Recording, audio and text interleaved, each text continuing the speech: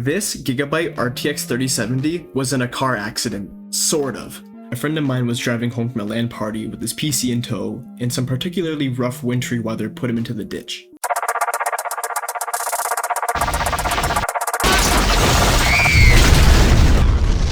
Fortunately, it wasn't anything major, he was perfectly fine, and although his PC looked perfectly fine as well, it did suffer some damage, he just didn't know it yet.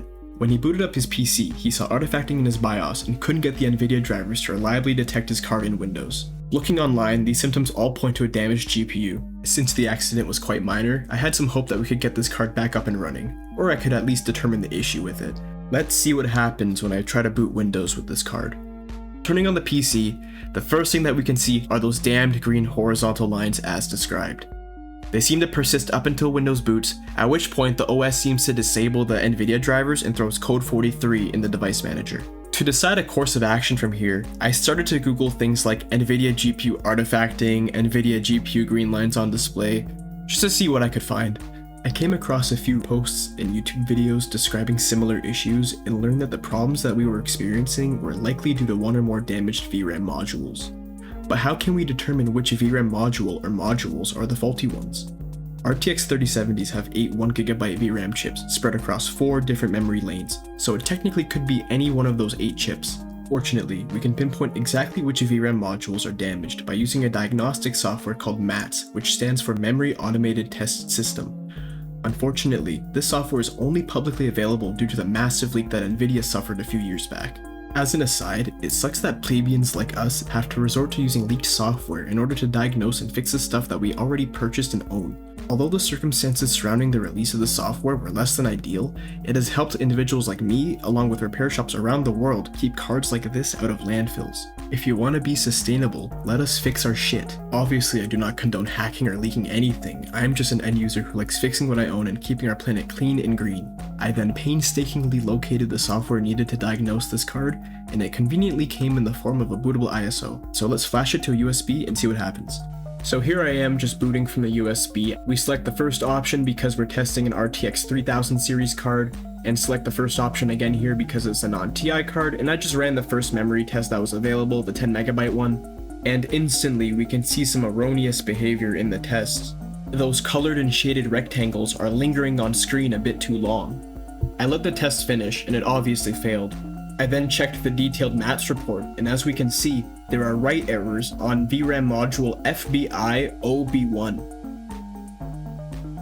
Afterwards, I tried to run the other half of the diagnostic software, NVIDIA MODS, but I just couldn't get the diagnostic to run. It seemed to just freeze no matter which option I chose, very likely just a skill issue on my end. But at this point, I was pretty confident that I'd found our culprit, that bad VRAM chip, or the connection to that chip from the core at the very least. So how do we fix it?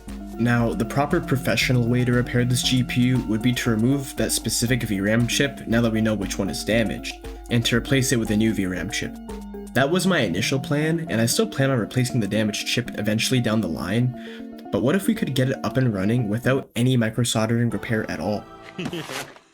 Like that's ever gonna happen. My hopes were very low, but I just decided to Google RTX 3000 disable VRAM, and to my surprise, modded VBIOSes with disabled memory channels for RTX 3000 series GPUs actually exist. Just like the diagnostic tools that we used, I'm pretty sure that these VBIOSes are only available because of that NVIDIA leak that we mentioned earlier, which ethically sucks, but I just want to see what happens, man. So I rebooted my testbench PC back into Windows and downloaded the archive full of those VBIOSes. Using NVFlash, another piece of leaked NVIDIA software, I dumped the factory VBIOS for safekeeping and for when I decide to properly repair that card.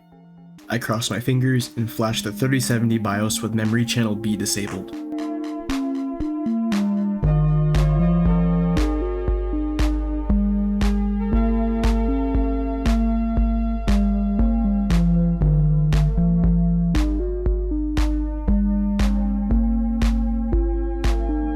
When it rebooted, I ran straight to Device Manager, and just like that, code 43 was gone.